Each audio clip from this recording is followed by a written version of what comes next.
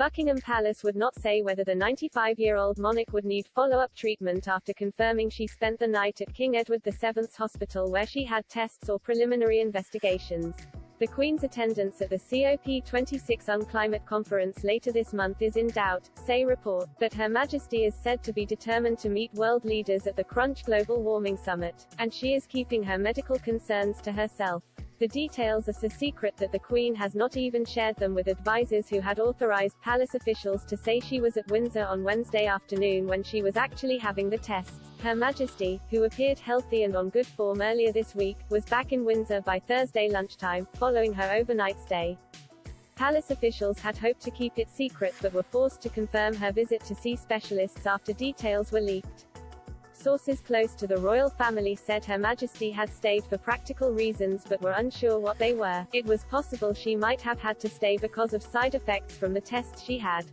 Insiders, who had initially been happy for the public to believe the Queen had simply overdone it with a busy schedule, were equally unclear why doctors had advised her to rest and cancel a two-day trip to Northern Ireland marking its centenary earlier this week. In an official statement, the palace said the Queen remained in good spirits, a phrase we read every time a royal is ill. Aides said she was going through state papers in her red boxes yesterday but taking it easy. Doctors have ordered her to rest for a few more days but her diary for next week has not been clear. She has audiences and other meetings lined up and is yet to decide whether she will undertake them. Prime Minister Boris Johnson, who missed his weekly telephone audience with the Queen on Wednesday evening while she was in hospital, was heartened to hear that she was back at her desk. During a visit to a vaccine centre in West London yesterday he said, "Everybody sends Her Majesty our very, very best wishes." I'm given to understand that Her Majesty is characteristically back at her desk at Windsor.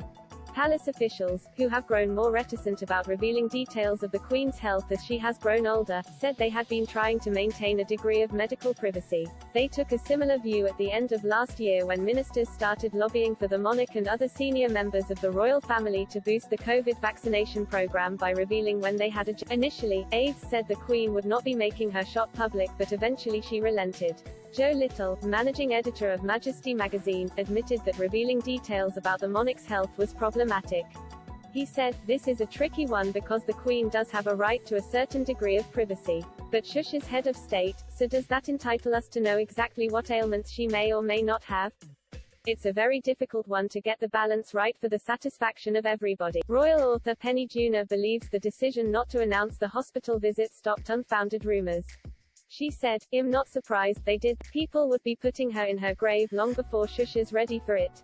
It was the Queen's first hospital stay since a night at the same clinic in 2013 for gastroenteritis.